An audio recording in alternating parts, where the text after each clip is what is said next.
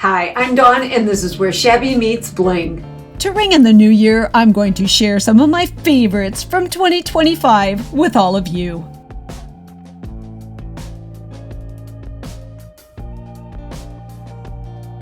Hi, I'm Dawn, and this is where Shabby meets Bling. Tonight, I'm going to be using thrifted styrofoam to create spring decor. Yeah, styrofoam. Just watch.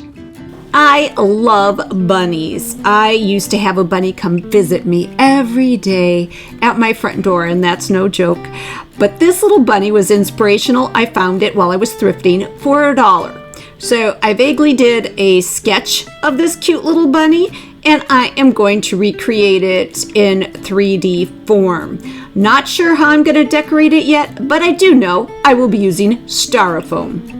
I have to fine-tune my drawing to some degree because I will be using this as a pattern on my styrofoam. I will refer now and again to that little bunny that I purchased just to make sure I'm getting my dimensions the way I want them. I have created quite a few characters out of styrofoam in the past, like this, and this, and this. And I'm going to leave the links to those videos in my description box.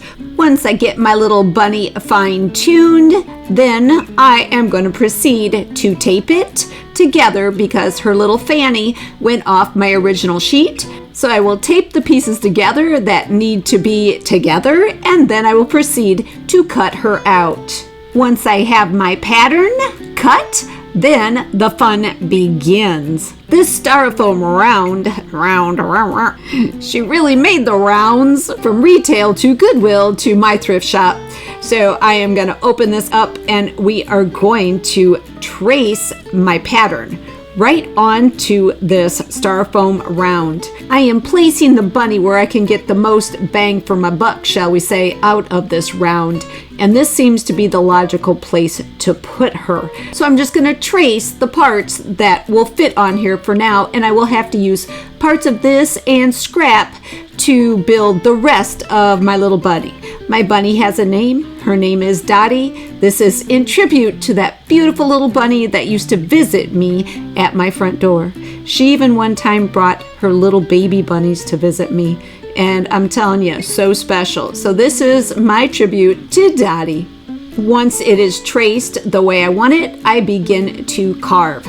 Now, I have purchased, a while back, I purchased one of those hot melt irons that you cut styrofoam with, and I'm telling you, it did not work for what I'm doing here. And I've tried it, and it tended just to melt and leave strings everywhere. So I'm just utilizing my little trusty knife. I love this thing. I have another one that's much, much sharper, but I'm only use that for certain things because it is dangerous. So I use this, I cut out my form, I check my pattern from time to time, and this is what we have. I am going to be using this part that I cut away from her back as her neck. You can see how it almost fits just perfect, but not quite. So what I'll do is I will take that piece and I'm gonna sand it down. I'm gonna sand it so that little curve does fit on there real nice and snug. Once I get it to the point where it will fit on there, I apply my stencil again, my bunny stencil, and I trace out her little neck, and then I cut it out. Now that I have her neck, it is on to her little head, and I am going to use a styrofoam ball that I picked up for 50 cents at my favorite resale shop. I trim it down so that it resembles what I need for her head. Since her little head is around, that piece that I used from her back is not shaped right to marry the round ball to. So I am just kind of eyeballing here and using my Sharpie to draw out where I need to cut the neck out so that the styrofoam ball that I'm using for her head will fit properly. Once traced, I cut it out using my knife, and I use my sandpaper again to make sure it fits nice and smooth and snug with the styrofoam ball, which will eventually be her head. I am basically creating a 3D jigsaw puzzle. These pieces have to fit nice and perfect together or it will not look right. And hopefully when I'm done, she looks like a bunny rabbit. Now Dottie needs some legs. She needs 2 legs and she needs 2 arms. Now you see I did cut out arms on her and you'll see why in a little bit because her arms are going to be partially in, I guess you got to see it to understand what I'm talking about. So here's another styrofoam ball I picked up for 50 cents at a resale shop. The styrofoam ball will act as her legs. At least the top part of her legs. This scrap piece will act as the bottom part, her little feet. I need to get 2 feet out of this. 2 feet, ha!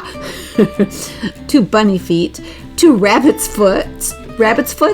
feet out of this. So I arrange my pattern as best I can so I can make sure I get 2 feet out of this piece. I will cut the styrofoam ball in half for one leg and half for the other. I will be connecting all of my pieces together with these wood dowels and my hot glue gun, which I have set at a very low temperature. High temperature will melt most styrofoams. Here's a look at Dottie at this point. Nothing below her little bottom is attached yet. I have cut out the feet and I've cut out her little upper part of her leg. She is just balanced on those feet. But I have drawn out part of her head that I am going to need to cut away. Now it's time to define certain areas on Dottie. Her arms and definitely her tail. I am just using my Sharpie once again to designate the areas that need to be removed. Remember I mentioned something about the arms earlier? Well, this is what I was talking about. We are creating 2 separate arms. I need a division in the middle so you can tell there's 2 separate arms. Same for the tail. Right now it's just a big blob on the back of her body. So I'm using my Sharpie to define the areas that I want to remove. Once designated those areas, they've got to go. So I begin trimming off any areas that just don't belong. As I said, I had the one upper part of the leg complete. So now I need to address that other half of that styrofoam ball. I need them to be the same thickness or relatively the same. So I'm using my little trick by just sitting my little Sharpie on the edge of my one leg. So when I move the legs around, I am transferring the same thickness from one leg to the other. And now I know where I need to cut that second leg. I've already completed one arm. Now I need to get the other one completed. You can see how I've added some arm on to the exterior. So she really is dimensional. She's not a flat bunny. That would be bad. That's sad. Don't say that, Dawn. Okay, so I'm using a piece of scrap and I am creating her shoulder and the exterior part of her arm. To get that extra styrofoam off, I am just running the blade of my knife along the edge of the styrofoam, almost like a rasp. Now, here you're going to see that it's gonna fit just like this, and it's still way too big. It's still way too big, and I need to just keep at it until I get it where I want it.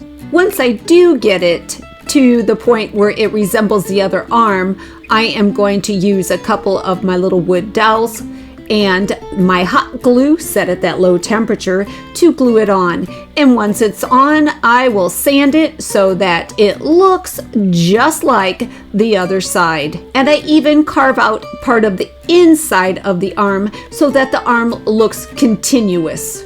Dottie is now completely assembled and I need to fill those gaps. And what I'm going to do is I am going to use my one time. Now, one time is a spackling. Everybody's used to using spackling, but this is a very, very fine spackling and it is much softer and it holds together better. It doesn't clump. You can see it's almost like whipped cream or frosting. Yummy, I'm making myself hungry. So I am just filling all of my gaps. I'm even going to put some all over her, just real thin to kind of seal the styrofoam. Because I am going to give little Miss Dottie some fur, I feel like I made her tummy a little too big. So we're gonna chop this part off. I am gonna give her a little bit of plastic surgery. I'm gonna get a little styrofoam surgery, and she's gonna have some liposuction. And I'm going to take this little area right on out. She's going to get slim and trim. So I've designated, once again, areas that need to be removed. I also feel her tail is a little too high. So I'm going to cut her tail off and I'm going to move it down. Surgery is now in progress. I get a little piece of styrofoam underneath her so I don't go through my table, and I start chopping away until I get her exactly the way I want her to be. A little chop here, a little chop there, and Dottie is slim and trim, ready to go hopping around this Easter. Little girl needs some ears, so I have a partial piece of a styrofoam cone that is a scrap that I'm going to be using for her ears, which is pretty cool because the back part will have a nice gentle curve to it. All I need to do is trace out her ears. I trace one direction and then I'm gonna flip it over if I can, because I'm klutzy tonight, and I'm going to trace out the other side. The second image will be an identical yet mirror image of the first ear. Once her ears are cut out, I sand them down and add a very thin layer of one time. When I'm ready, I will also attach these with hot glue, but instead of dowels, I will use wire. All final sanding has been completed, and now I am adding a coat of Waverly chalk paint. This is a snow white to her entire body and to her ears. I did mention that Dottie is going to get some fur, and that fur is going to take the form of this stuff. This is my one time mixed with a little bit of gloss Mod Podge, and I use gloss simply because I have more of it and I don't want to waste my mat, which I use all the time. I am going to be putting it into this container, which is a condiment container, the little squirty, for ketchup and mustard and whatnot, that I picked up in a 2-pack at the dollar store, so Dollar Tree actually. I am going to put what I already had in the bottle into my new mixture, combine them together, and then put them back into that condiment bottle. That way the consistency is the same from the top of that bottle all the way down to the bottom. I am now taking that mixture and I am applying it to my bunny.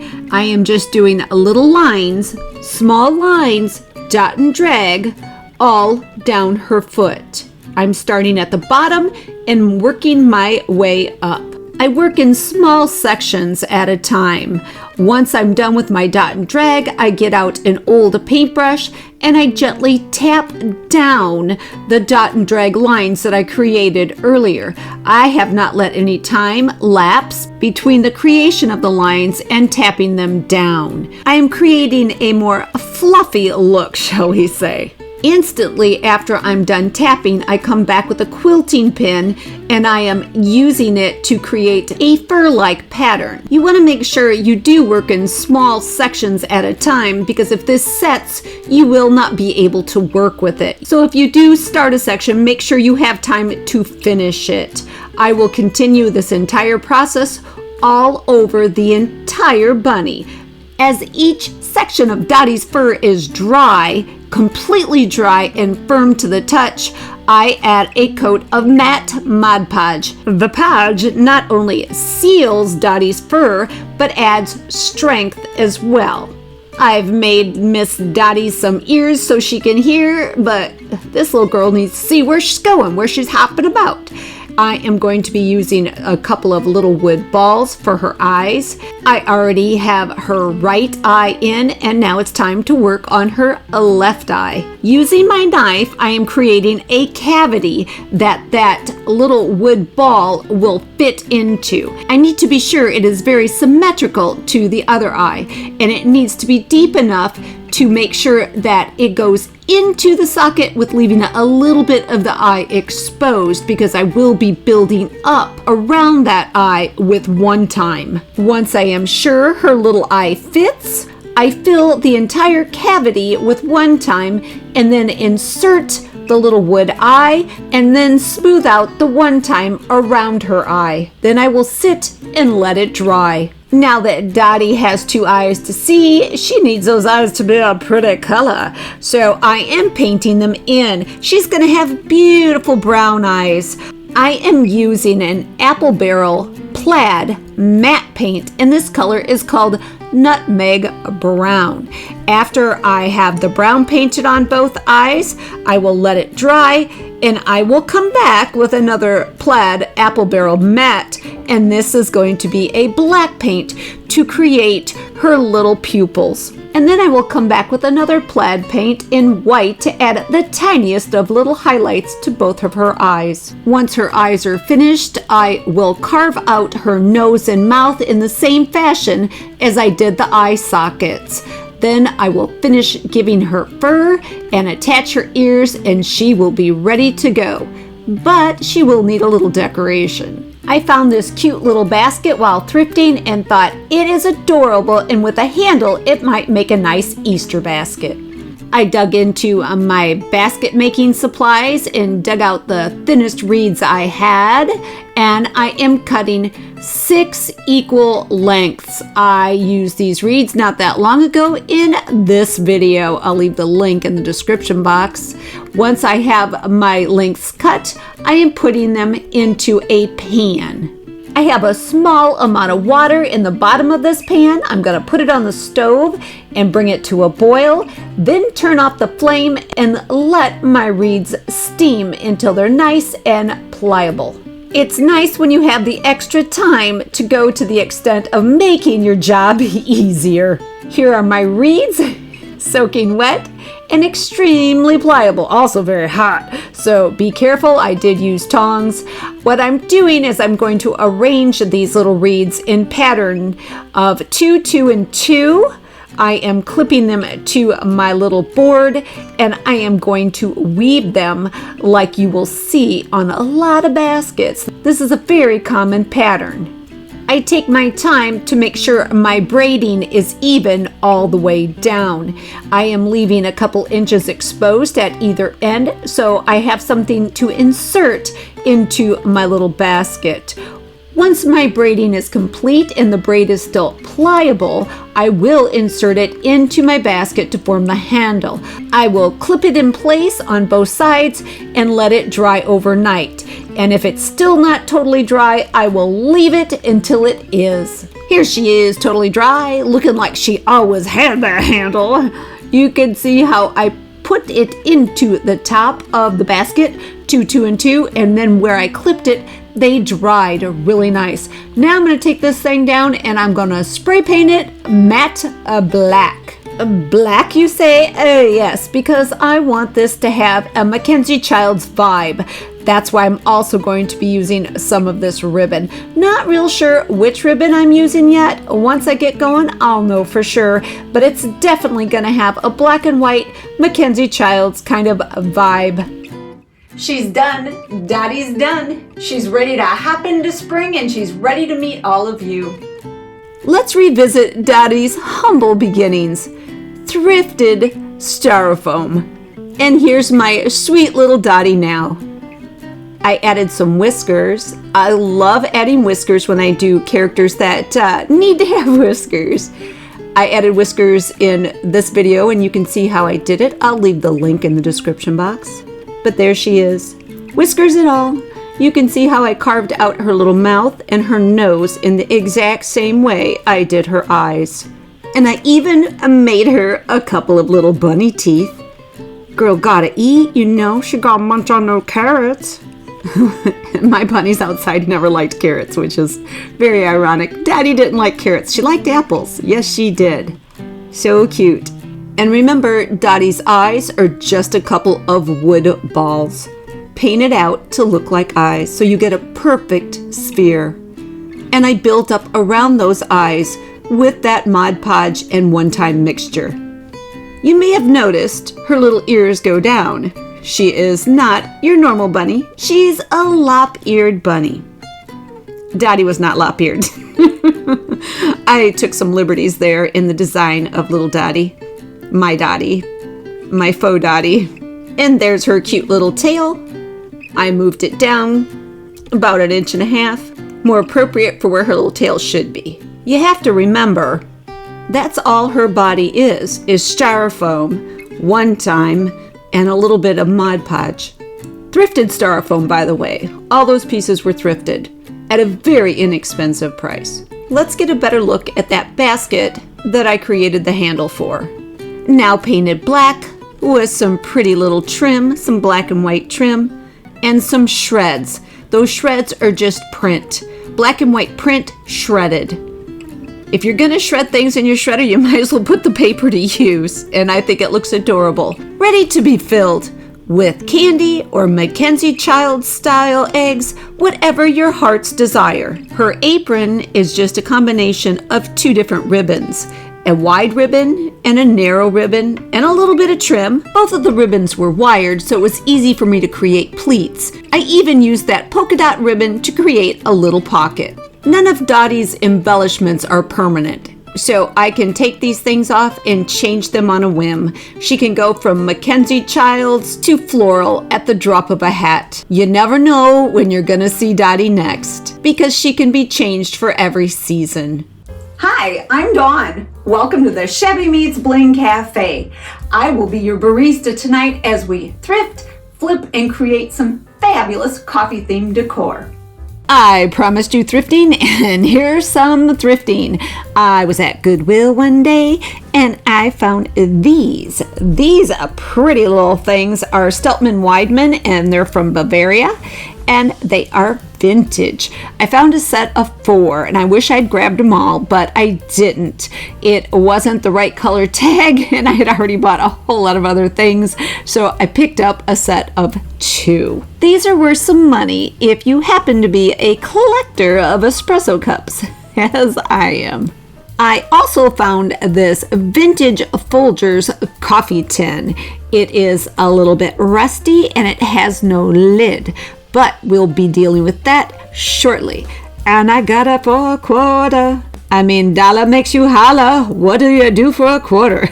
I don't even want to know. All I know is these people didn't holla, and they didn't do whatever you do for $1, because look what they paid, or will pay if they decide to purchase these really cool cans. I also picked up this Hills Brother can for $1, so this time I guess I did holler. I think these cans are really cool. Even if they don't have lids, you can put arrangements in there or whatever you please. But sometimes, just sometimes, I like to use them to elevate things. Use them as risers. So what I'm going to do is I'm going to make a lid.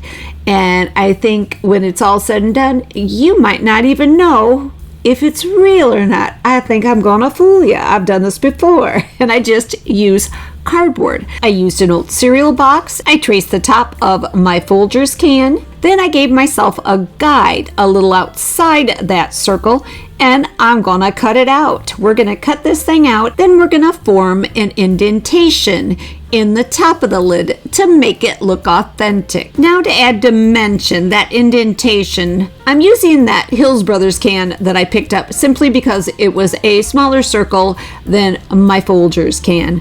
I center it, and I take my pencil and I trace the perimeter of the can. And the only reason I'm using a pencil at this point is so I can't lose track of where my circle is. So there's my circle. I put my can back over top, and I use a sculpting tool, a ball tool, to burnish an indentation all the way around the perimeter of that circle. I also use a pair of scissors to deepen that indentation. Now I'm using those same scissors to cut little notches up to the point and just a hair over that line that is the true marking of how big my Folgers can is. I need this to be just a tiny bit smaller than that can top. because if it's not, then it won't slide inside. That's where our faux lid, I guess it's a real lid if it actually covers it, right, is gonna be. It's gonna be inside the Folgers can. So I continue with my little notches until I get all the way around. Once all my notches are cut, I start to bend them down. I bend them down right on that line, a little beyond that line actually, and then you will see how they just form a circle, a lid of sorts. Almost, we're almost there. After I'm sure it fits, I'm going to give it a coat of spray paint. It is a matte metallic Rust-Oleum, and the matte means it's just going to have a tiny bit of sheen. It's not going to be high gloss. Love it, love it. Now I'm creating something structural for my cardboard lid to get glued to. I am using this weather stripping. It cost me a quarter. Once again, quarter, lucky quarter. I am going to glue it because it's sticky but not sticky enough around the perimeter of this lid. This is from a container of nuts, of cashews actually, and I am going to take this and wrap it around just one time and glue it with 3-in-1 glue, and then I am going to clamp it, and I will stretch it as I go so it's nice and tight and firm on here, and I will let it set up for maybe about 30 minutes or so. Now I'm just using some styrofoam to fill the bottom of my can. That way when I put that lid on the top there, it will have something firm to sit on. None of this is permanent. Nothing is getting glued to the can. It's all just sitting inside this amazing old can. None of this will alter the integrity of this little can. It all can be removed at any time I wish. So I, of course, was thrifting yet again, and I came across this cute little glass teapot. Isn't it pretty? It kind of reminds me of the shape of Mrs. Potts, you know, from Beauty and the Beast. It kind of has that feel, and it was only $2.49, probably because there's no lid. Well, once again, we're going to take care of that because guess what I have? I have a bucket of lids. Yeah, I do. A whole bucket. I always buy thrifted lids when I find them. That's how I got a bucket full. Duh.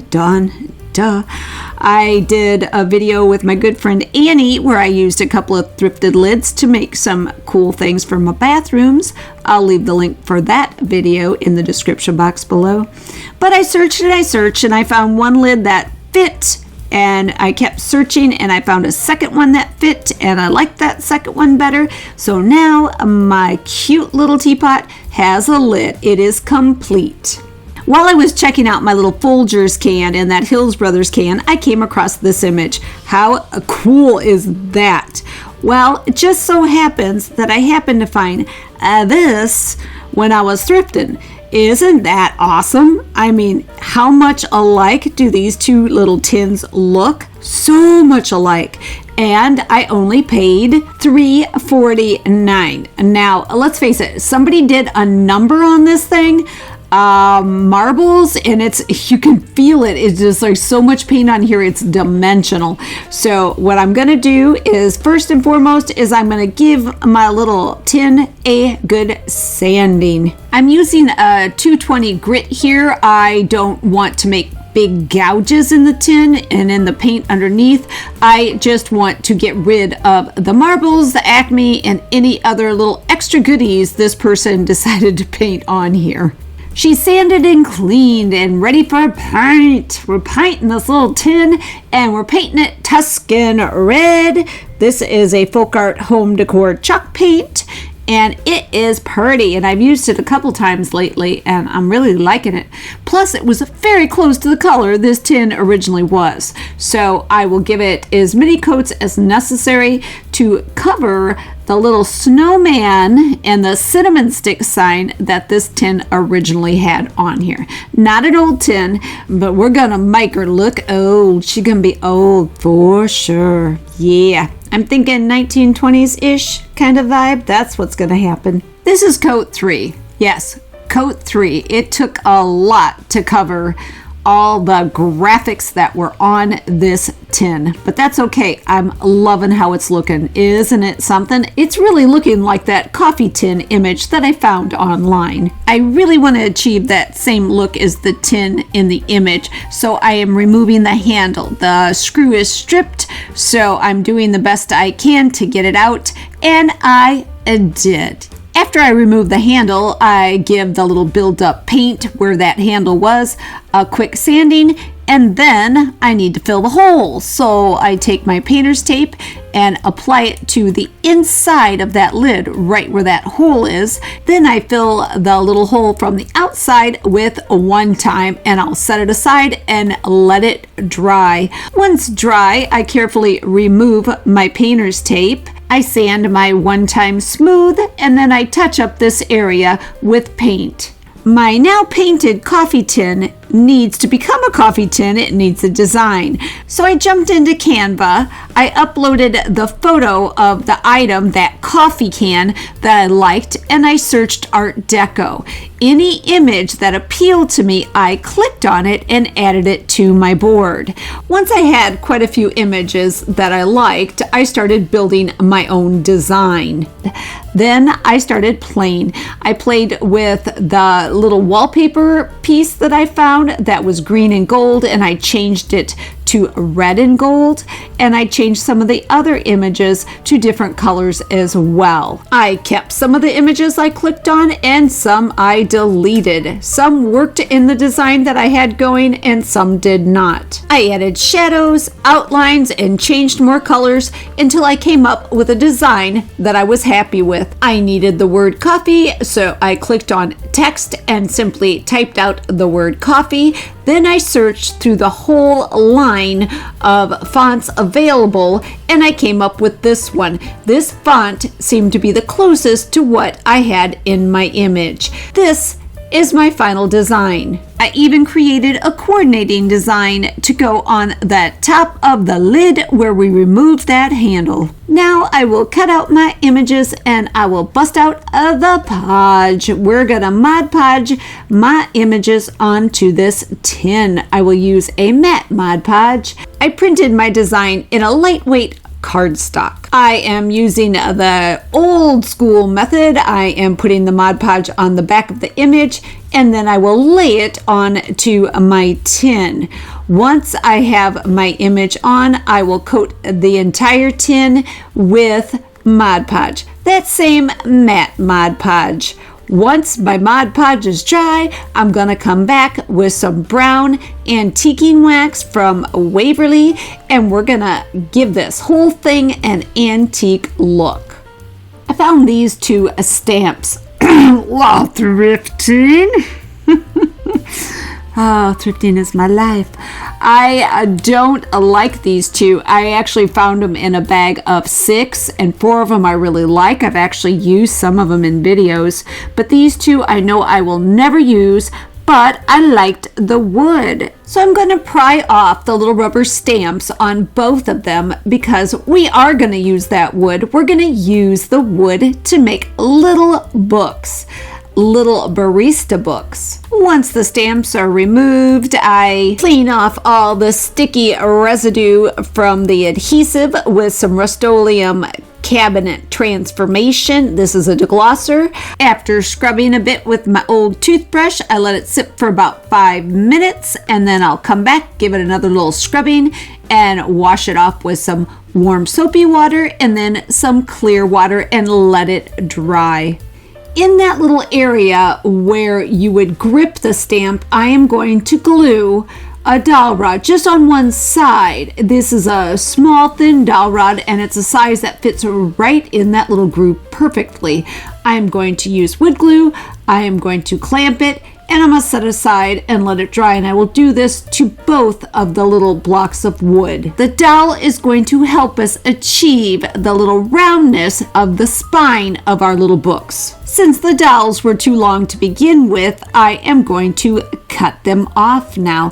I am letting them hang over just a teeny tiny bit because the spine is bigger than the pages. So we need to achieve that look. So I'm just taking my jigsaw to cut off the part of the dowel I don't want.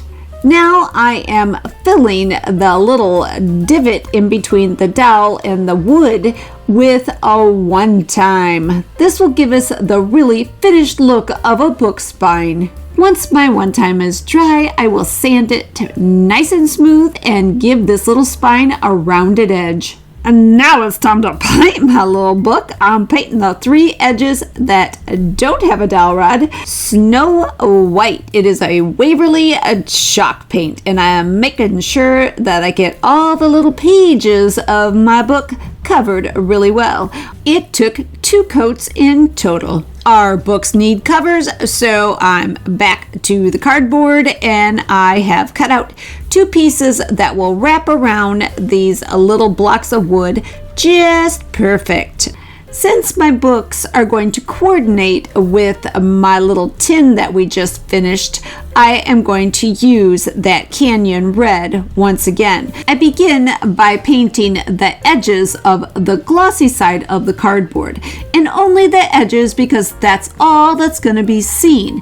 On a book jacket, when the book is closed, you see just that little rim on the inside next to the pages, so that's all we need to paint. Now, this is going to take me quite a few coats. If you notice, you can still see the little symbol up in the corner there. I will finish this first coat, and then once dry, I'll hit it as many times as necessary to cover the text completely. I will also be painting the cardboardy side, the non-glossy side of my little soon-to-be book covers as well. These only took a couple of coats. Now to Mod Podge the book covers onto the books. I am doing this in sections because I don't want this to slip. If these aren't on there exact, if they're crooked, they're not going to look like books, or they're going to look like really wonky books, and nobody wants that. So I have the cover already in place and clamped to the book. I did a dry fit first. Before I even opened that jar of the podge, I was ready to go. But now that I'm adding my Mod Podge, and I'm doing it in sections. I'm getting the back cover on first, and then I will wrap it around and hold it into place for just a little bit, just enough to know that it's made contact and starting to adhere. Then I will continue with the rest of the book in this exact same fashion. Once the entire cover is in place, I will clamp the whole thing in place and let it dry thoroughly. Then we are going to add some more graphics, just like I did on our coffee tin. I made some special designs just for these books and for the project that's coming next. I thrifted. That should be the name of my channel. I thrifted. I thrifted this little stack of coffee cups, which was a candle holder. It probably came with a candle in it. Someone probably got it like at TJ Maxx or whatnot. And the inside is gross, and I only paid $3.99. No, that's it. It was a green sticker week at the Goodwill, and I paid $2 for this thing. And it's a little rough and ready. There's some notches out of it and so on. But I cleaned it up, and once it's totally dry, I'm going to fill the bottom with hot glue to cover the area where the wax is that I could not get out. Then I'm going to give it a good sanding. I am going to sand the areas that are chipped. I want this to look as smooth as possible, and since it's an acrylic piece, it will sand nicely. And now we're going to paint these little cups. I am using a Waverly chalk paint. The color is Snow White. And it doesn't look like there's a big difference, but there really is. Once I started painting, you could really see that this thing was not white to begin with. It was more of an ivory. I am painting all the way down to where I added my hot glue. And I am covering those chips, and you almost can't tell they were ever there. Once I'm done painting, I will add some of those graphics I designed, a little bit of scrappy styrofoam in the bottom of that teacup, the top one, painted in the color of coffee, and I will add a little dollop of foam on top, also scrappy foam. The entire thing, with the exception of the foam, will be coated in a matte Mod Podge to seal it all in. I'd like to share a couple more thrifted items with you. I picked up this can for $1.49 at the Goodwill. Now, it has a number in the bottom, and that number I wrote down, and I'm trying to figure out, was this a coffee can? You can see the number at the bottom, and it was 449N2R. So I don't know if that means anything, but it has a like flexible lid, which is really cool, and there's residue around the back like there was a label on it as well. But isn't this really an amazing little can? If you know what this is, please leave me a comment and let me know. Was it for coffee? I don't know. I also picked up this tobacco tin for $1 and this cigar tin. I've never seen a cigar tin, and I thought it was pretty darn cool for $2. If you've ever seen a metal cigar tin, let me know, because I found this very interesting. I also picked up this wood crate for $3.49, once again at the Goodwill. Nice crate. Nice crate. Looks like it may have been originally from Walmart, but I only paid $3.49.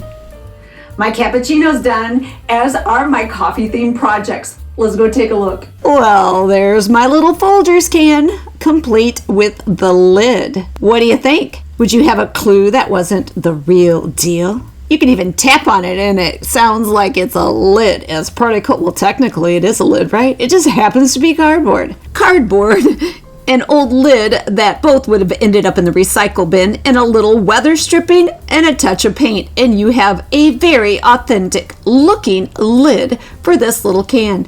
I have it sitting next to one of my thrifted vintage espresso cups. How pretty. Because I sprayed that metallic paint onto cardboard, the cardboard absorbed it. So you not only see the color of the cardboard, but just a touch of that spray paint. Now here's another can I told you I did, the Café du Monde. I picked up this can when we were in New Orleans many years ago. Of course, we drank the coffee, but I wanted the can to look as authentic as the day I bought it. And here's our wood stamp blocks turned into books. Can you read the spine? Coffee Barista Guide and My Coffee House Volume 1. Look how cute they look next to our tin. I am in love with that tin. I absolutely adore it. This is going to be a piece I will be keeping forever. Now, the little coffee books, they not only look cute stacked together like so, but I also have them so they can create a bookend.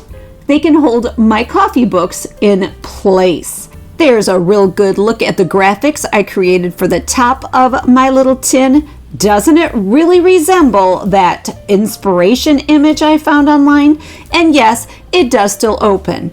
It opens just fine, and I can put anything in there I want. I may even store my little coffee recipes inside. Who knows? Who knows? And here is my beautiful little teapot. The teapot that we found the lid for in my bucket of lids. I added a little bit of clear cellophane to close off the spout, so it now acts as a candy jar for some chocolate-covered espresso beans. Hi, I'm Dawn, and this is where Shabby meets Bling. I have a question for you, all of you. What can you do with thrifted jumbo knitting needles other than knitting jumbo items? Keep watching and you're gonna find out. This project starts with me outside. I am walking along the sidewalk and the road, picking up these little seeds that fall from the trees. I've already collected quite a few, but I need a whole lot more. We just had a rainstorm and it blew a lot of them out, and I'm picking them up. This is the only time of year they fall, is in mid to late May, and I am making sure I get quite a few for this project. Here are my little seeds that I collected, and I actually have more, but this is a nice bunch right here. But I wanted to show you the variations in the colors, and they're all coming from the same tree. Some have a little green tint, There's some that look more natural and wheat color, and there's some that have a reddish tint to them. The 3 variations in color will kind of dictate what I'm doing for the next step. I keep all my little plastic containers with lids if they're decent for projects just like this. I have filled 2 of those plastic containers with warm water, just warm water, and now I'm adding food coloring. This is the gel food coloring, but so it's safe, right? Like you could eat this. I am filling 1 cup with the blue, and I'm filling the other cup with the red. Now I have found that the more gel you put in, and this of course makes sense to everyone, the deeper the color you're gonna get. And the longer that our little seeds soak, of course, they're gonna become a deeper color. And that's what we're gonna do. I'm gonna give both my little cups a stir. Then we're gonna start adding our little seeds. The seeds with a little bit of a red tint, I'll put in the red cup, and the ones with the green tint, I'll put into the blue cup. We'll keep the little wheat natural colored ones separate at this point. Stir them gently and make sure they all get covered well with our gel water combo. Once you have them all in, put the lid on and let them set overnight. Here they are. Let's check this out. My seeds have sat overnight, and now I need to check on them to see if they have gained the color that I was after. Look at that. Look at that. Isn't that amazing? It's simply amazing. They are definitely red. I'm not a big fan of bright red, so I'm glad I left them in the amount of time I did. I like muted colors, and these are absolutely perfect for me. Now, let's take a look at our blue. Looks good so far. Give them a little stir and pull them out, and boom, boom, boom, we've got blue. Oh, so cool. This is so cool.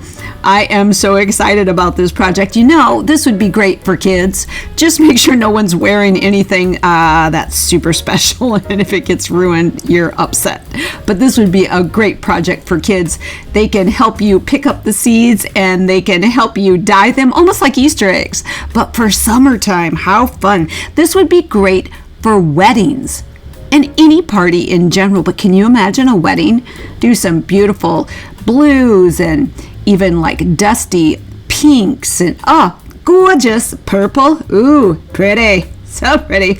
Now I'm gonna get the rest of them out, and I'm gonna sit and let them dry until they are totally dry. Quite a while back, I picked up this butter cookie tin for $1. I love when I get things for $1.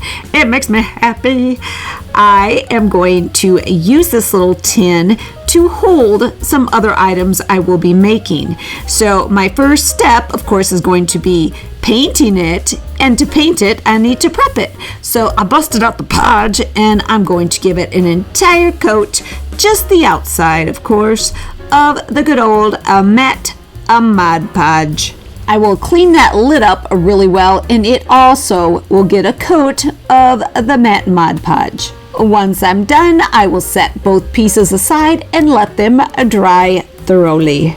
My Mod Podge is dry, and now we can paint. I am using a plaid paint. It is Folk Art Home Decor chalk paint, and the color is Tuscan Red. So darn pretty. I love this color. I've used it a couple times, and I'll be using it again many times until it's gone. As you can see, I am being very careful not to paint the entire can.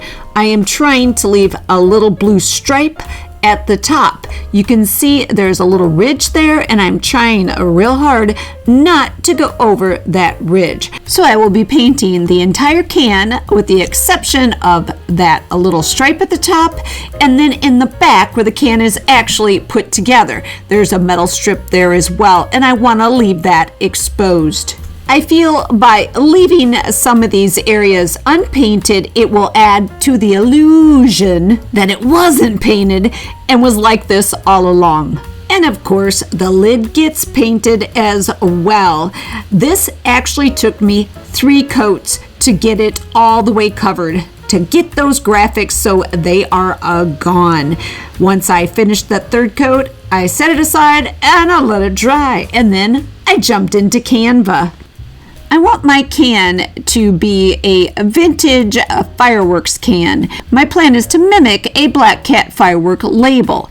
So that being said, I searched a lot of things in Canva and I found little fireworks. I found a black cat. I searched Black Cat and Black Panther to come up with this kitty cat, and I liked him the best out of many that I found. And then I added a black cat. I made my little cat smaller and I put him in the corners. I added the stripes with the stars around the side and a border of red and a border of blue. I also added all those individual fireworks behind. I had to change the color of many of the items to blend with the color that was originally that stripe on the top of the can and the can itself that I painted that Tuscan red. I did print out 2 different versions of my label, but I like the one on the right the best. I think it looks more vintage for what I'm after. And this is the back label. And I added the little caution and whatnot. And then I did some coordinating labels to go down the sides of my can. And this is for the top. That's for the top of my lid. I will cut all of these out and then we will Mod Podge them into place. I'm starting with the lid. This will give me a real good idea of where I want to place all the rest of my little images that I created on the base of the tin. I made the top label a little bit smaller than the top of the lid itself so that some of that really pretty red would be showing. Once I finished the top of the lid, I set it aside and let it dry, and then I will move on to the base of the lid. Everything is getting a coat of Mod Podge after the labels are on. I offset the front label so the back label would sit right next to that metal strip that I didn't paint. Now to make some fireworks for inside my little tin. These are the 3 jumbo knitting needles I'm going to be using, and they are going to become bottle rockets. First, I need to cut that little base off. So I use my clamps. I love my clamps. I use these things for everything. Sometimes just to hold things in place. Not because I'm doing anything in particular. Maybe I'm just painting. I think everyone should have a nice pair of clamps. But in this case, I'm actually going to be cutting off the bottom of all 3 of those jumbo knitting needles. If you noticed what I paid for these things, they were a song. They were $1.49 each. $1.49, yes. And I got them at the Goodwill. So I'm using my coping saw to cut off the bottoms of all 3 of my little rockets, soon to be bottle rockets, and I'm filling the cavity with some of that high density foam that's made for insulation. I use this stuff all the time. I highly recommend you give it a whirl, not only to fill like cracks and little spaces like this, but to make actual decor out of. It's very handy to have around, so pick up a can and give it a whirl. Once all 3 of my little rockets are filled, I'm gonna set them aside and let them dry. Once the foam has completely dried, I cut off the little edges from the bottom that have expanded outside my little rocket because that needs to go. And then I give it a little bit of a sanding so that it's nice and smooth. Once all 3 of my rockets are prepped, I move on to the podge. I get the podge back out and I give all 3 rockets a coat all over, every bit of it, even that little foam on the bottom. We are gonna paint these, and this is a slick surface, and I wanna make sure my paint adheres. The 2 blue rockets are going to, I should say, the 2 blue tipped rockets are going to be blue. I am painting the top of the rockets an apple barrel ward blue. It is a matte acrylic paint, and the base of those 2 rockets are going to be painted a plaid folk art home decor chalk paint, and the color is Glacier. The third rocket was going to be blue as well, but different tones.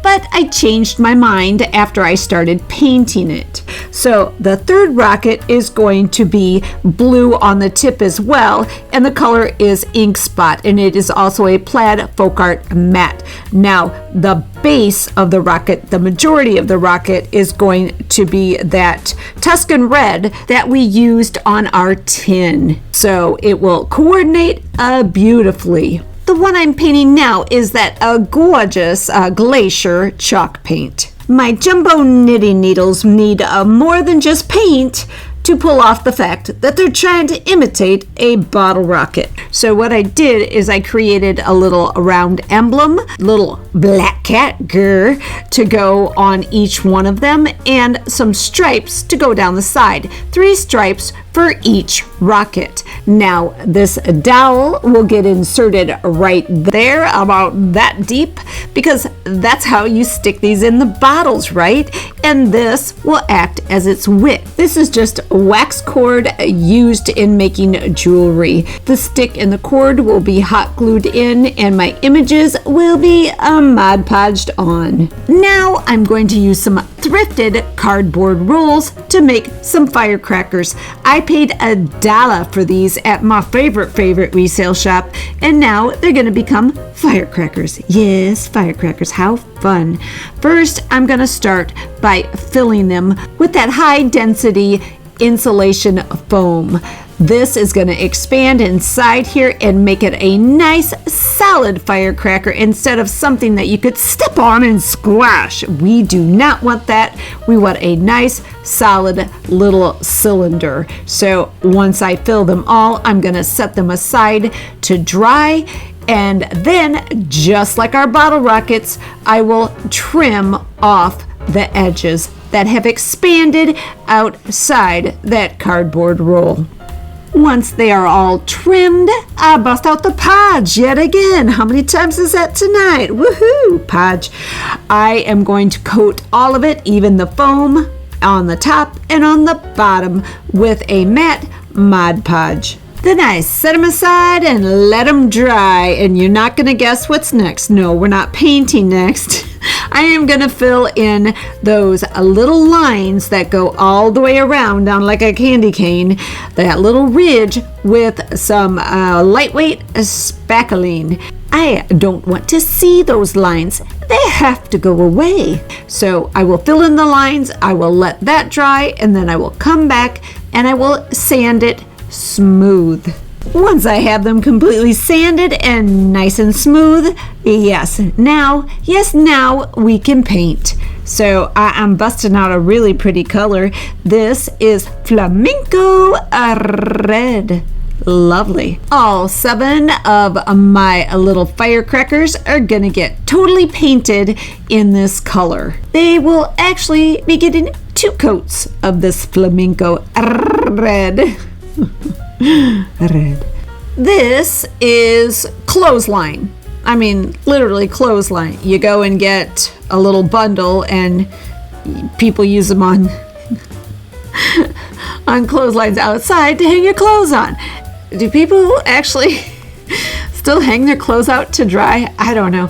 But here nor there, back to the wick for our little firecrackers. I am going to use the bottom of my paintbrush, just an old scuzzy little paintbrush, and I'm going to push it down inside and kind of give it a wiggle, and then I'm going to glue in a little wick, a little piece of that clothesline, just like that. I am gluing them in place with 3-in-1 glue. Once all 7 of my little wicks are inserted, I'm going to come back with some lightweight spackling and fill any grooves around the firecracker itself and the wick, and then I will let it dry. Then I will come back and touch up that little area with my flamenco, oh yeah, I'm going to say it, red. So once I'm done with my paint touch up, I'm going to set these aside, and what are we going to do? We're going to let them dry. Then I'm going to coat all of it, except the wick, with a nice coat of matte Mod Podge. We all know I keep empty cardboard boxes because look at all the things you can make with cardboard. It is limitless. I even one time made a little basket out of cardboard. In this video, I'll leave the link in the description box. And right now, I'm just going to take this little cardboard box and I am going to disassemble it and flip it inside out to make a blank cardboard box, all ready for me to create something. I don't want to have to paint the whole thing, so best thing to do is to get fresh cardboard. Look at that. Look at that. My bends are already there, and all I have to do is flip the entire thing inside out, re-glue it nice and tight, and then I can paint what I want on the outside or Mod Podge something. In this case, I have downloaded, I've downloaded then uploaded a photo, an image of a very, very old package of fireworks. So I threw it into Canva and I sized it, and I'm gonna put it on this newly formed little box. I did add the 2 panels on the side where it says Big Noise. I color matched the label with that blue, and I found a font that was very similar to the original Big Noise on the front. Now the second page, I totally created the back using color matching and similar fonts, and then I printed it out on cardstock because it will become its own individual smaller cardboard box. I think my little bucket needs a couple more elements, so I decided to make them out of flour clay.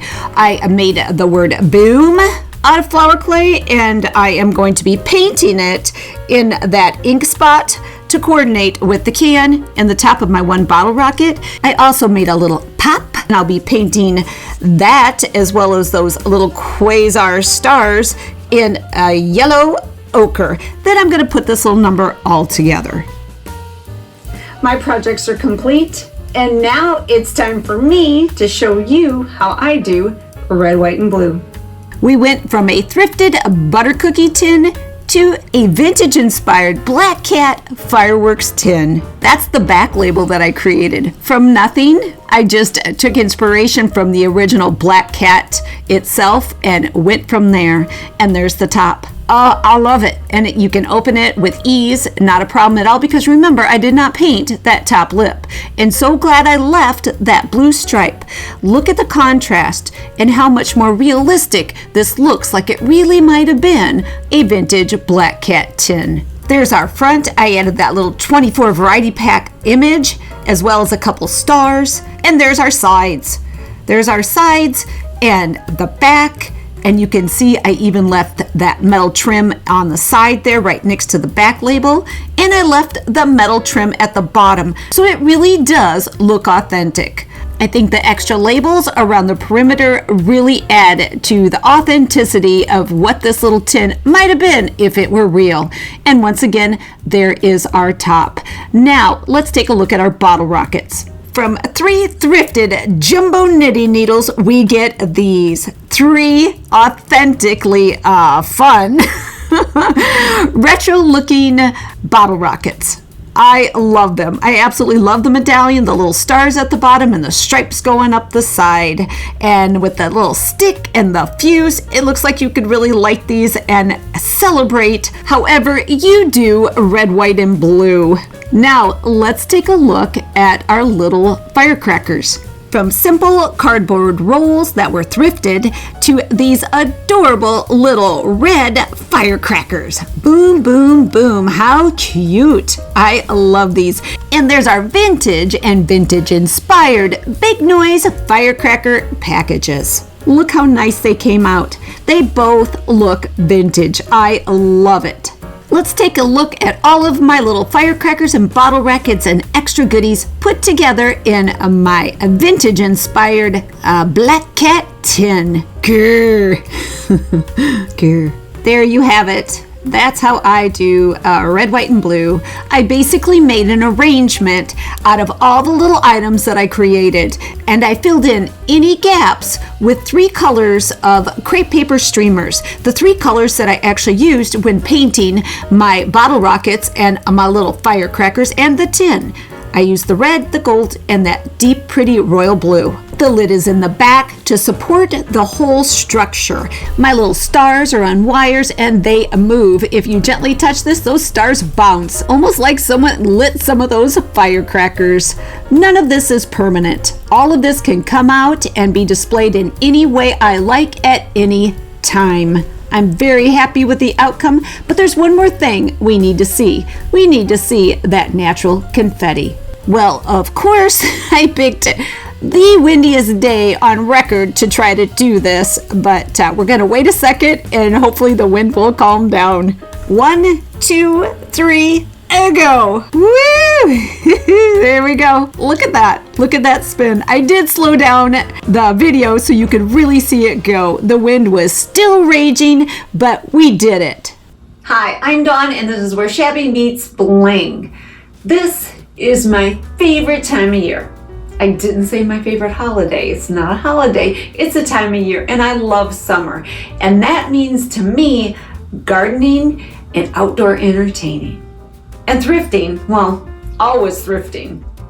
Always. So one day I rolled into my favorite resale shop and came across this. It is an Imperial Mark lawn spreader. It spreads seeds and fertilizer and whatnot, and she is very, very vintage. So I bought her for $5.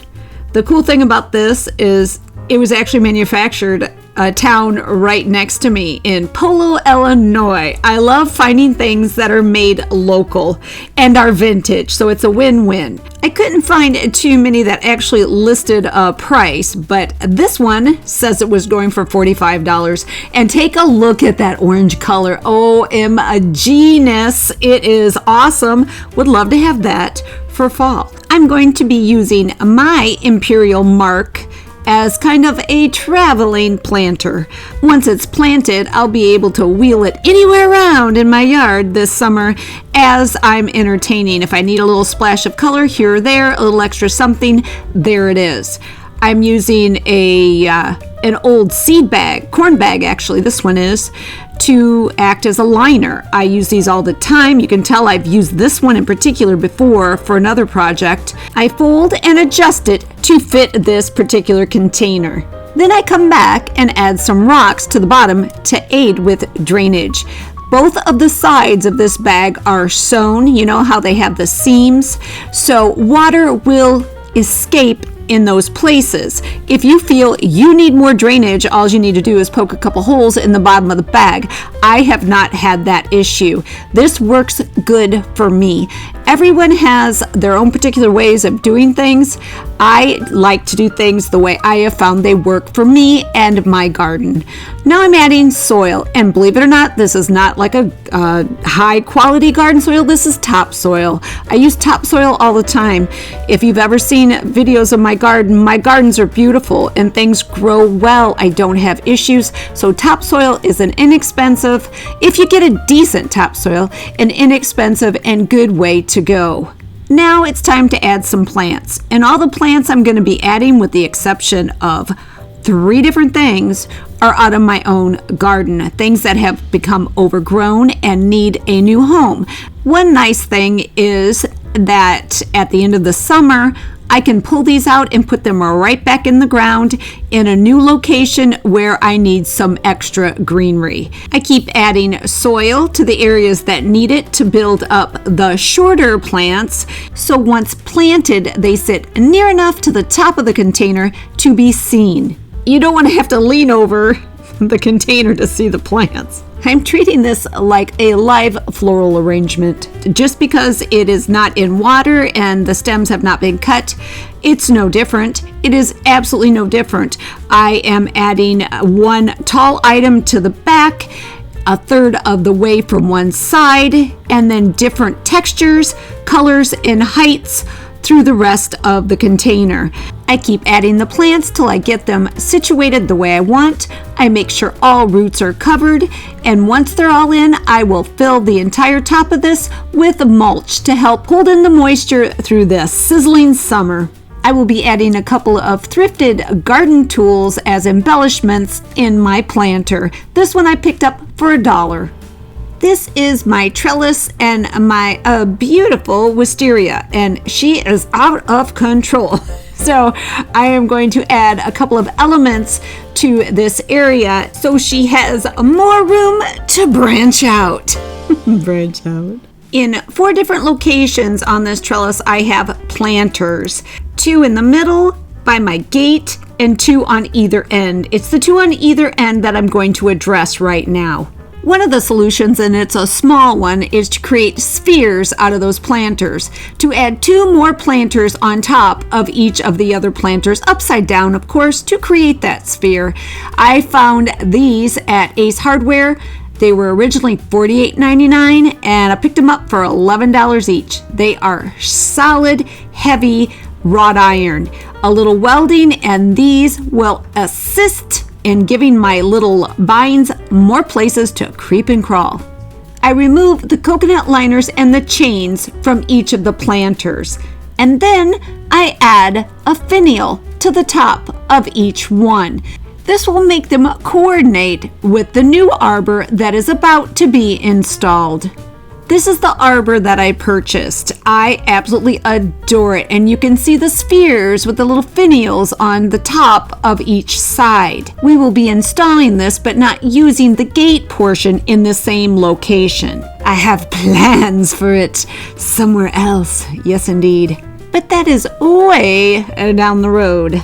Now it's time to set a couple of posts. These are 4x4s, and we've dug holes that are well below the frost line. Know your frost line. If you don't get them deep enough, they will not hold. Then you backfill with Quikrete or concrete to make sure you're nice and solid. Now that that's done, I have some weeding to do before we can continue. These are Purrington pavers. A few years back, I bought a pallet of Purrington and Bar pavers for $50.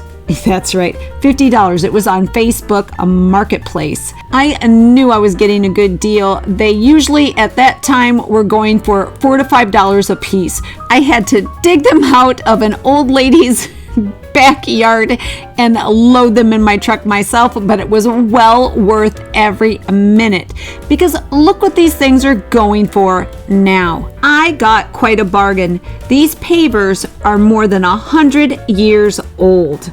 This is just one way I've been using my pavers in my garden. This is a dry stack, which means no mortar of any kind.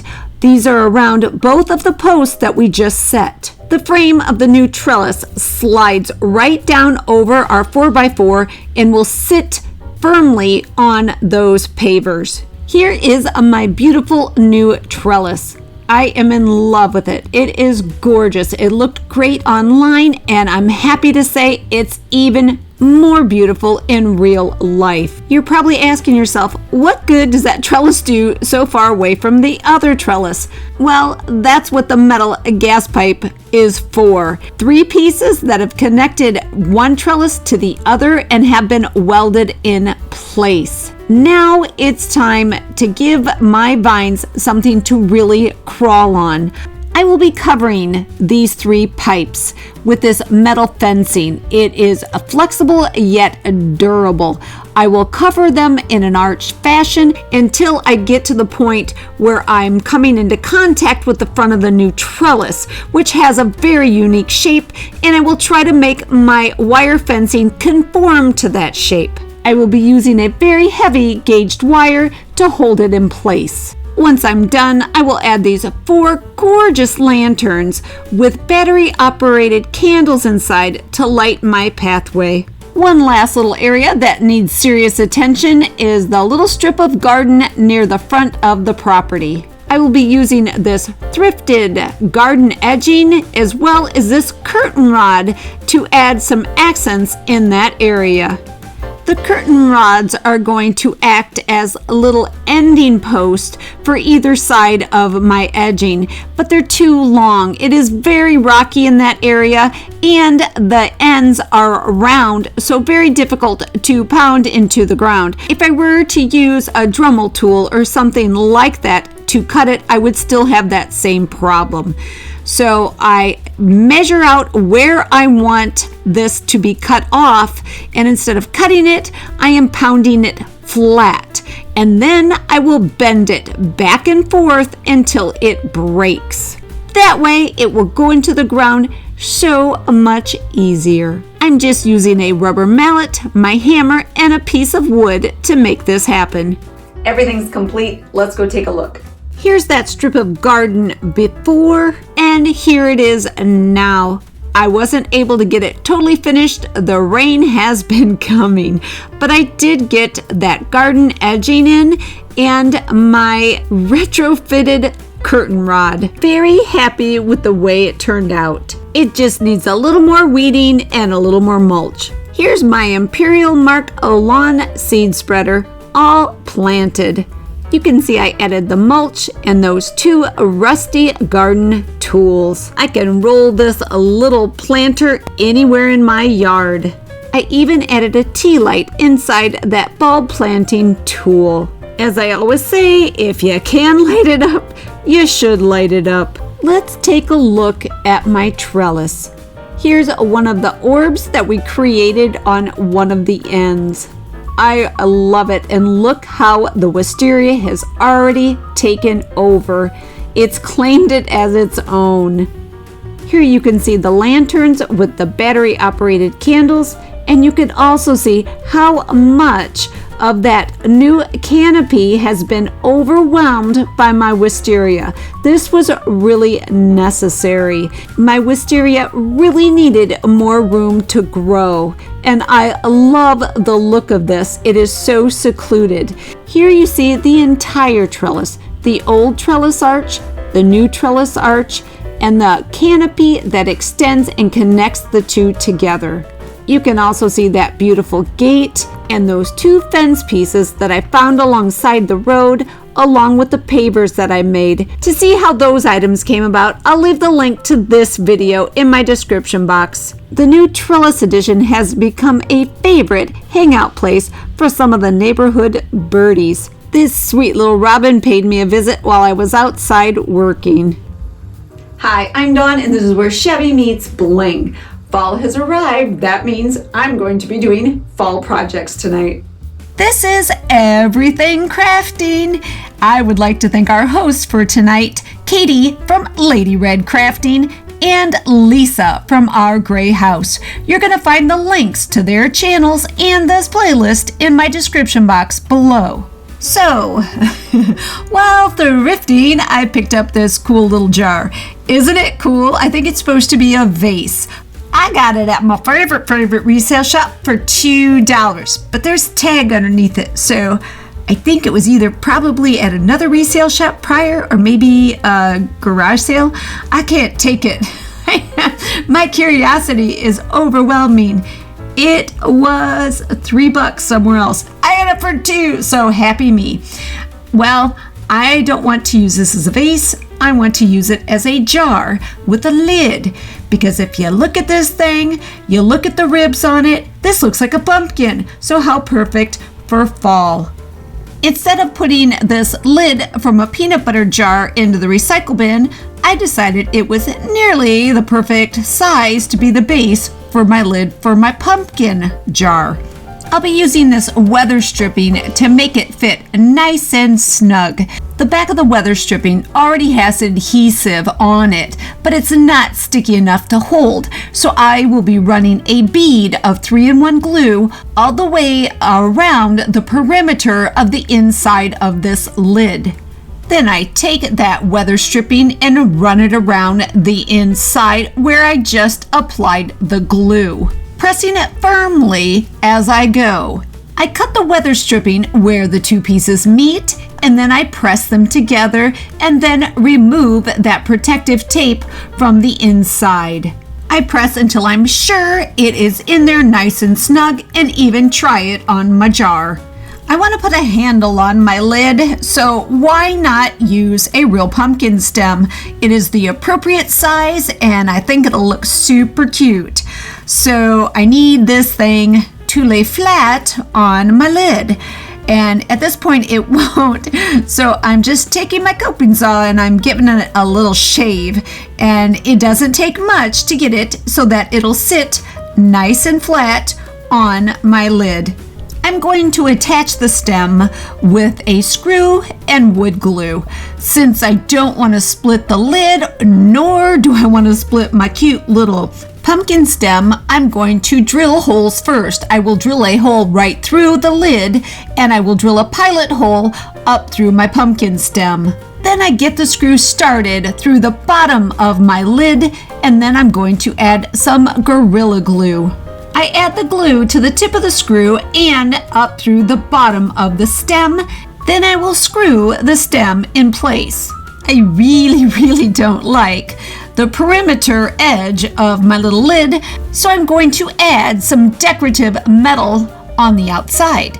Now you can see I have a whole bucket and it's a little bucket, okay?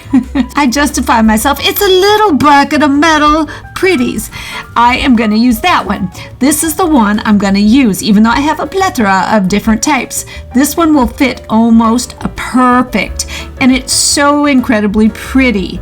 What I'm going to do is I'm going to run it around the exterior, and I will cut it with my tin snips where it meets so it fits on there just perfect with just a teeny tiny little bit of overlap. Now for some more Gorilla Glue, I'm just going to start on the front. I'm going to put a glob of glue on the front, and I'm going to take my metal and I am going to put the center of it right where that glob of glue is, because I want the seam where these two pieces of metal meet to be in the back, so you can't see them. I already predetermined which side of the little stem I thought was prettiest, so I determined this is my front.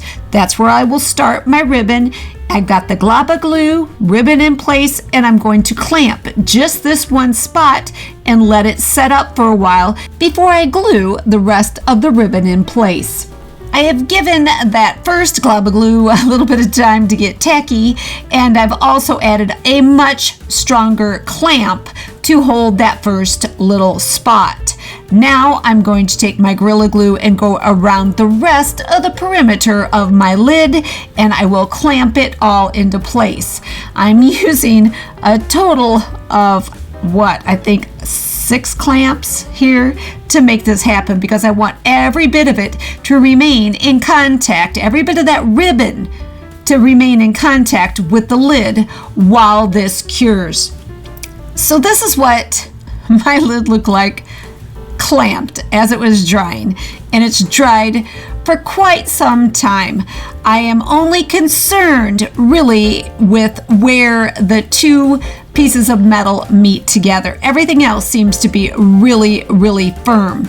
Now, when I get to the point where the two pieces come together, then we'll see what we have to do next. As I remove that clamp from where the two pieces meet, you can see it has not totally adhered to the lid.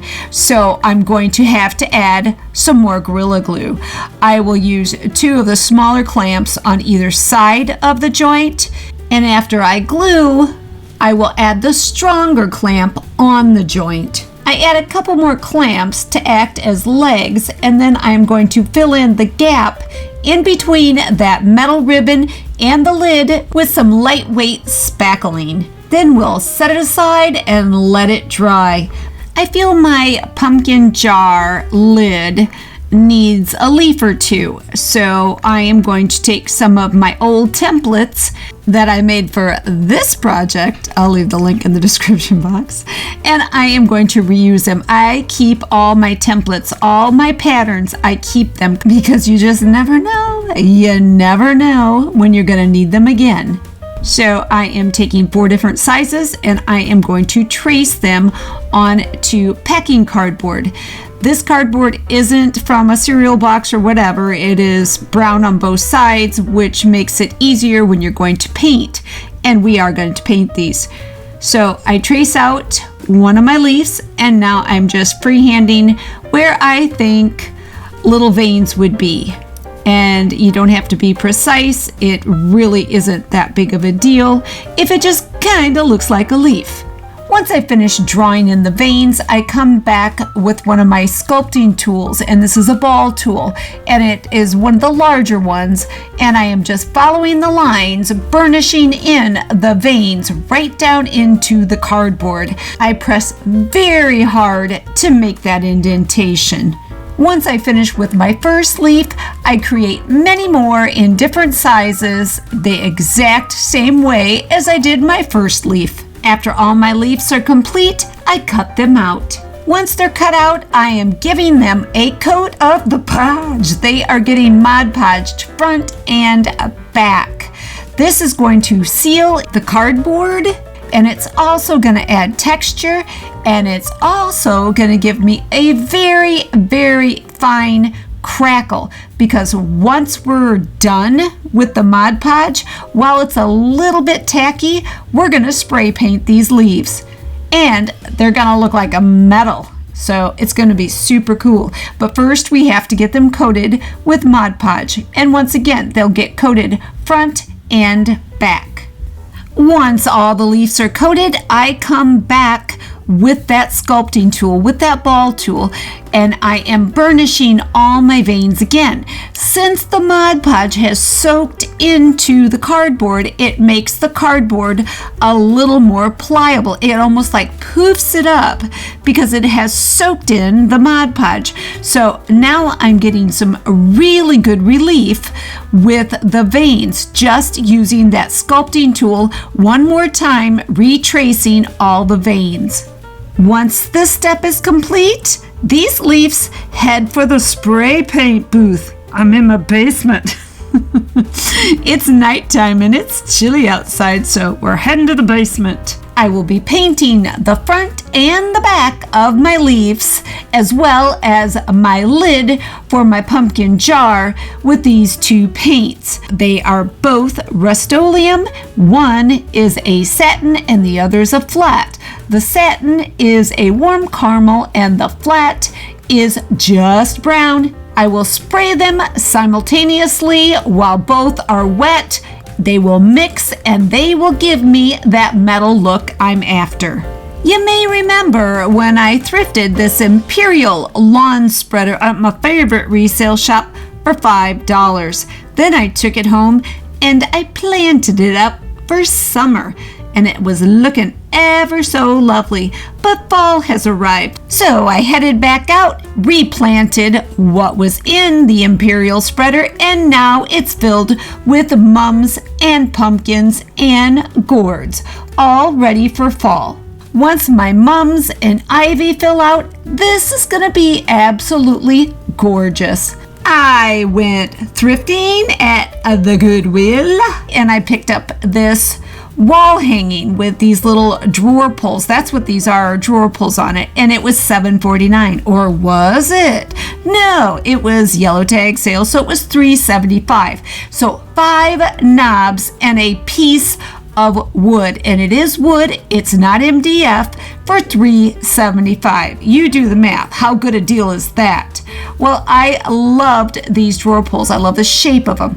I loved them so much, I went into Hobby Lobby and it just happened to be a sale, 50% off on their pulls. So I picked up these 4 because I love the shape. I mean, look at the shape. Are these not little teeny tiny pumpkins, right? So I'm going to use these to make picks, little pumpkin picks. Step 1 is to remove the drawer pulls from the wood. A couple of them were not so easy to get off. The big one came off real nice, and I am in love with this big drawer pull. I mean, it is simply gorgeous.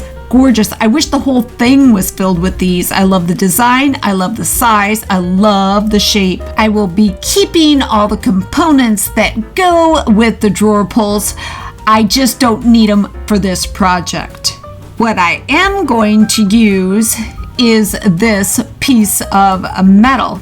And I'm not even calling it wire because it is so beefy and I love it. It is going to be the pick, and it is also going to become the stem. And I have 2 pieces of this metal, but I need to cut them apart so I can have 4. So I can actually do 4 little pumpkins. I wanted to do them all, and when I come across more of this metal, because I know I have some somewhere in the garage, then I can complete my little pumpkin picks.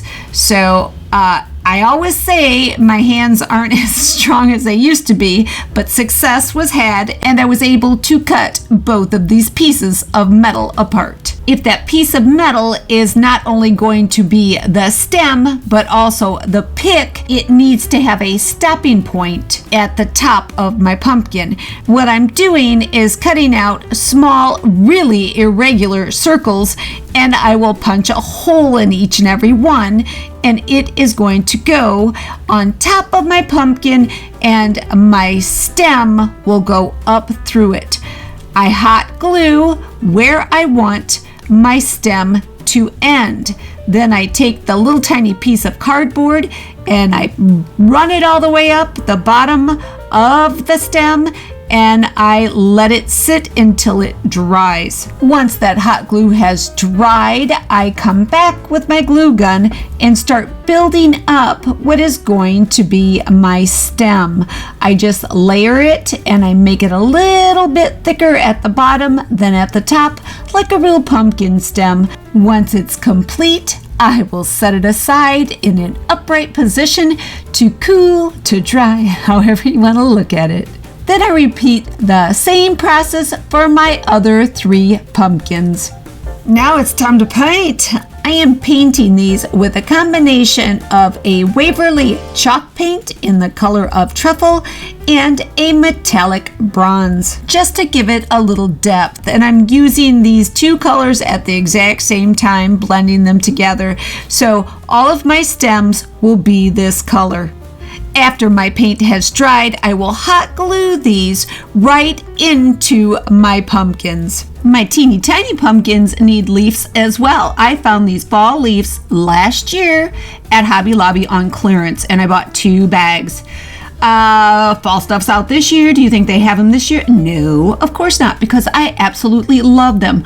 I am going to paint these in that truffle as well, and then I will very delicately glue them onto my teeny tiny little drawer full of pumpkins.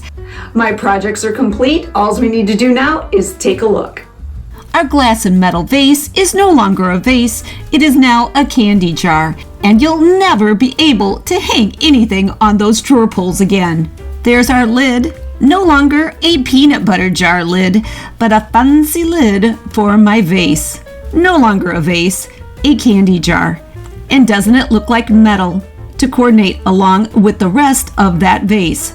Those ribs and the lid look like they're the same. And I even added one of my leaves there. I made more leaves because I intend to do other things with them in the future. I even added a little spiral metal vine growing right up out of that pumpkin stem. I'm very pleased with my little pumpkin jar, already full of candy. It won't be for long, I'm telling you, not in this house. And how about those drawer pulls? Here's my cream-colored pumpkin pick, plunked right down in the middle of some gorgeous mums. And it just so happens to coordinate beautifully with that little thrifted pot. The little porcelain pot I picked up at my favorite resale shop for $2. They both are cream and they have a gorgeous crackle finish on them. Look how pretty, just nestled amongst the mums. Here are the 2 black and white pumpkins. I really like how their stems and leaves coordinate so nicely with that metal urn. I love these metal urns. I picked these up a long time ago.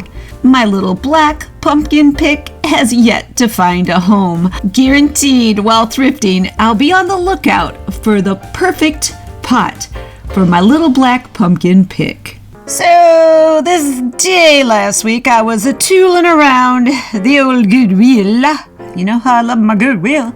And I got kind of trapped in the lamp section. I have a thing for lamps. Oh, come on, let's face it. I have a thing for lamps and candlesticks and all kinds of things.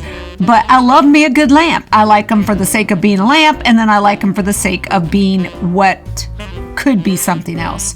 Well, I found 2 lamps on this trip. I have found 4 lamps in the last couple of weeks, and this lamp right there, that lamp, is going to replace something that I broke. More lamps. They actually have a second lamp section. Go figure. I'm not complaining because I found this. Look at that. You tell me what you see. I know what I see. I see a Christmas tree. This little puppy's coming home with me, and it's gonna get transformed into kind of one of those old school light up Christmas trees. This mid-century modern cone-shaped lamp cost me $6.99, and it's well worth it. Granted, it is not in great shape, it is not attractive, and there will be a handful of people out there that aren't gonna appreciate the fact that I'm going to transform this lamp. But I look at it this way: anything that is old and I transform and I enjoy it for the rest of my days, it is worth it. It is well worth it. First thing I need to do is disassemble. So we're going to take all the components apart. Doesn't even matter if it works because I'm not going to be using the lamp parts. I will be keeping the skeleton of this lamp, all of the metal, the lamp thread, the whole 9 yards. I will be keeping it. Right now, it's a sad little Christmas tree. So sad, so sad. Where's its top? It needs to come to a point because there needs to be a tree topper if it's going to be a Christmas tree. And I love a good tree topper. I need to build up the top of that cone. And the way I'm going to do it is with a very thick plastic straw and a balloon stem holder. You've seen me use both of these items before, even those green straws. They really do come in handy, so I have a plethora of sizes. I will be using the larger straw. I'm going to use that straw as an armature for the buildup of the top of the tree, and I will be using hot glue to combine the thicker straw and that balloon stem holder, just like so. Once my hot glue has dried, I will take that straw and feed it through the bottom, up through the top of that hole, and once I have it all the way to the top, I am going to hot glue it into place. Now I need to determine how tall I want my tree, and I am going to give it a little chop with my big old wire cutters and take a look at it and see if I like it, and if not, I can trim it more. I can trim it at any point until I start building up around it, and I think that looks pretty good. But before I can start building up around it, there's one more thing I need to do. I'm going to use my drill and drill through the hole at the bottom to let a light through, because there will be a light kit inserted inside the bottom of the tree. And if it is totally clogged up with hot glue, no light's gonna get through the top of that straw. So what I'm doing is I'm just creating some holes through the hot glue so the light will be able to escape. Now it's time to get out the JB Weld Quickwood, which you know I love to use. This stuff is gonna dry nice and hard, just as hard as the ceramic. I almost feel like I'm reenacting a scene from Ghost here. I'm sculpting around a little blue. If my tree were on a little potter's wheel, it would be just perfect. Blue is Demi Moore, and I am Patrick Swayze in this version of Ghost. He is not helping, though. I believe Demi helped just a little bit. Just a little bit. You can see I've already mixed my Quickwood, and I already have it applied, and now I am just molding it into place to form the little tippity top of my tree. Right now, it kind of looks like a weird mountain. It really does. It kind of looks like a mountain, but that's okay. Once it's all the way sculpted and sanded and painted, it won't look like a mountain anymore. I promise. It'll look like a tree for sure. At least that's the plan. My initial mix of the quickwood wasn't enough, so I mix up a little bit more and I add some more. I don't like to mix up too much of this product because it is a little bit expensive and I don't want to waste it. So I go a little at a time as needed. So I keep mixing and adding until I get my tree exactly how I want it, shaped just so, leaving a little bit of extra overlap onto the top of the lamp so that way when I sand I can get a nice, flat, smooth finish.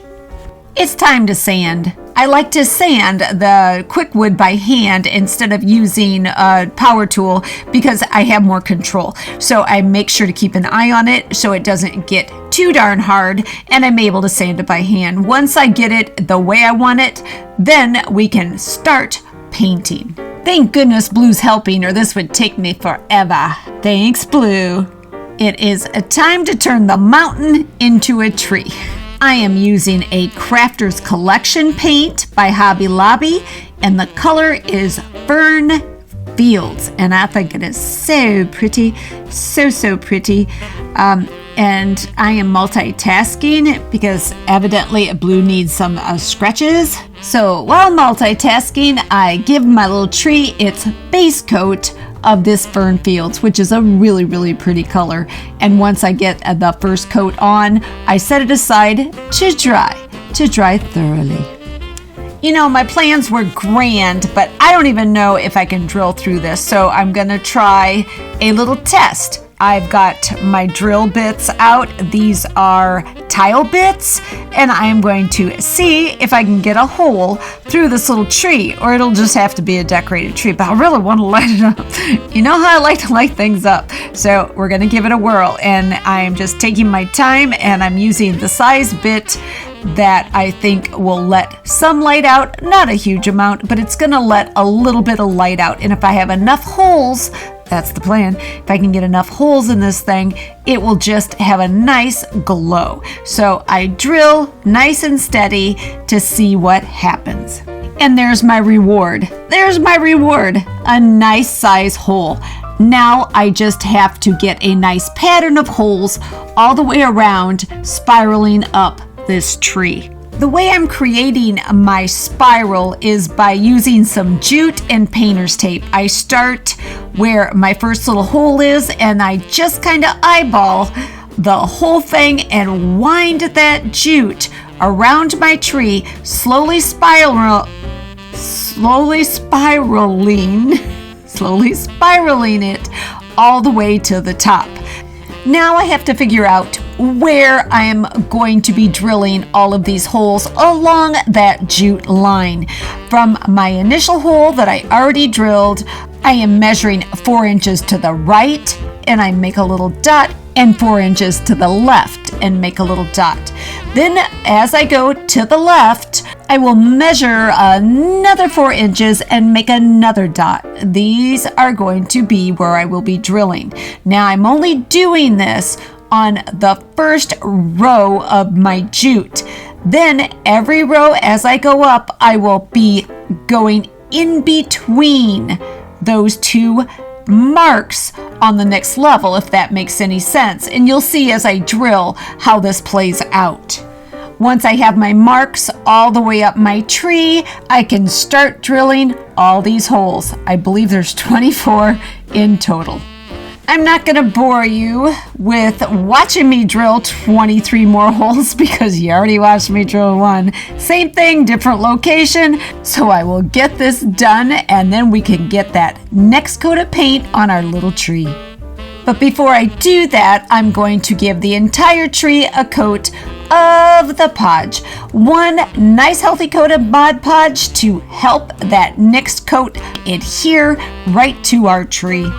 And once that coat of Mod Podge is dry, I go right back to that really pretty paint color, Fern Fields. This time I have to make sure I get into all of the drill holes because I don't want any of that white showing through. Not that it would anyway. I'm going to put something on top of here, but you know I have problems. It's there. I don't want to see it. Even right now, I don't want to see it, so I'm going to paint it. So I'm getting all of the little drill holes painted as well as the rest of the tree, and we'll set it aside to dry. I want to create some texture on my tree, so I'm going to be using this. This is not wallpaper. This is gift wrap. This is gift wrap that I picked up at the Goodwill for $2.49. And there's 2 big sheets in here, and it is really cool. I have never seen dimensional gift wrap like this before. What I'm going to do is cut out some of the leaves and some of the petals on these little flowers, and I am going to arrange them onto the tree, kind of like a mosaic. I start at the bottom, and I'm going to slowly, methodically arrange them so they fit together kind of like a little puzzle, but I will leave space in between so they are not touching. I will use a matte Mod Podge to adhere all of my little pieces to the tree. I'm not gonna pull your leg here.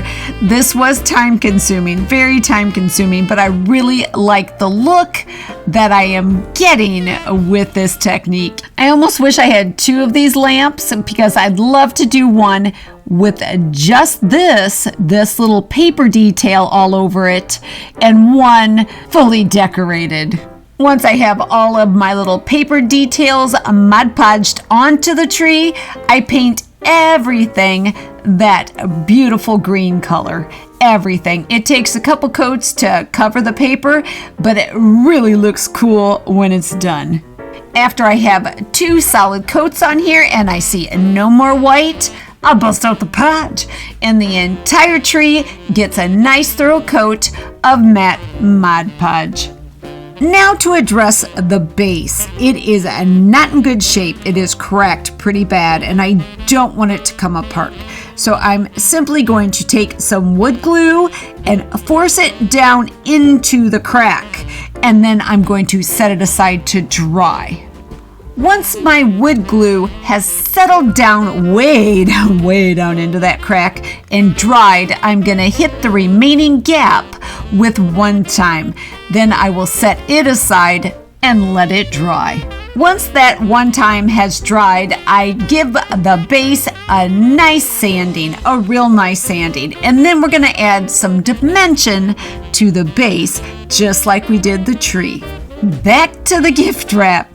I am going to be cutting out these large flowers and these small flowers, and I'm going to be layering them to create a poinsettia effect. I will be making 5 poinsettias in total. Each one will have 2 of the large flowers and 1 of the small, and they will be offset so their petals don't overlap. They will be staggered to give real depth and dimension to each flower. I will use Mod Podge to adhere them to the base. Once all my flowers are dried, I will paint the base with that beautiful fern fields, so it is identical in color to my tree. Now for some embellishments. I am going to be using some rose gold embroidery thread and gold and silver glitter pebbles. Glitter pebbles, that's what they're called. Got them for half off at Hobby Lobby. I'm going to be stringing them to make a little garland for my tree, and I'm just going to alternate. I will string a gold, then a silver, then a gold, and a silver, and so on until I get a nice long strand of garland that I can put on my little tree.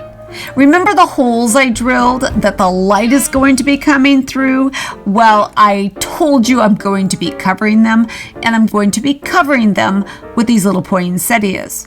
Now you're probably thinking, Dawn, if you cover them, how are you going to see the light? Well, I'm going to create a hole in the center of each of the little poinsettias. I remove the little gold bead that's in the center, and I make a pilot hole.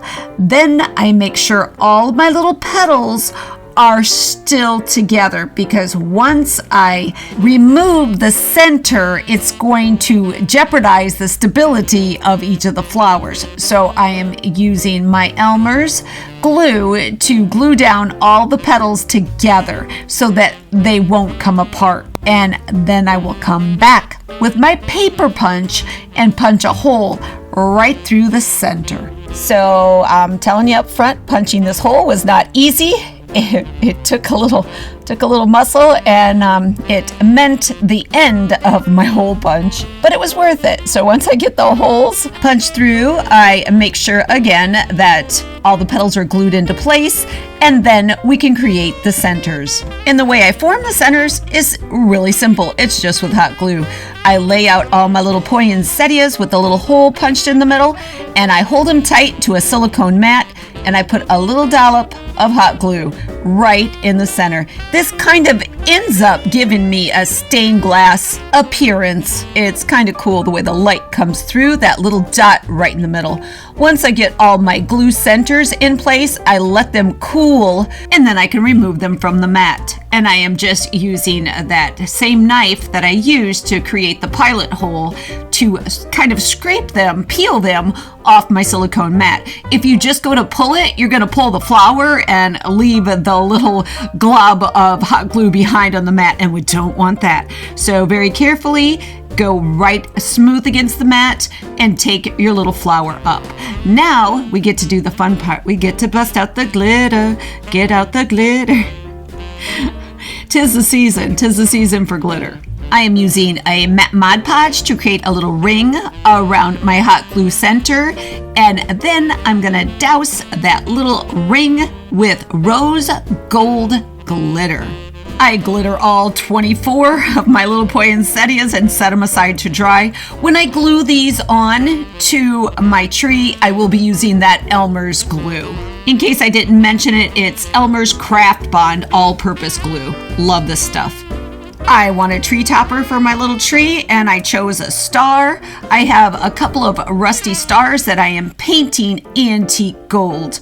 I removed the little wire, because these are little picks basically. I removed the wire from each one of them, and I will be filling that hole, putting something in the middle, and placing these two stars back to back and gluing them together with one single piece of wire coming out the center of the bottom. That way I can place it into the top of my tree.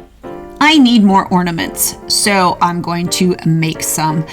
I am taking a piece of white construction paper and I am painting it with a metallic white paint. I'm painting a good section of it because I'm going to be using some shaped hole punchers to create little shapes that I'm going to put on some little clay medallions. So I get a good portion of this painted in the metallic white. The remainder of this piece of paper I will be painting in that antique gold. The white is from Hobby Lobby. It's their crafters collection, and it is simply called white metallic. The antique gold is a folk art paint by Plaid. These are some of my ornaments, and pay no attention at all to the ornament that I'm painting right now. It's for another project, but take a look at these. These I made when I made this video, so you can see what they are and how I made them.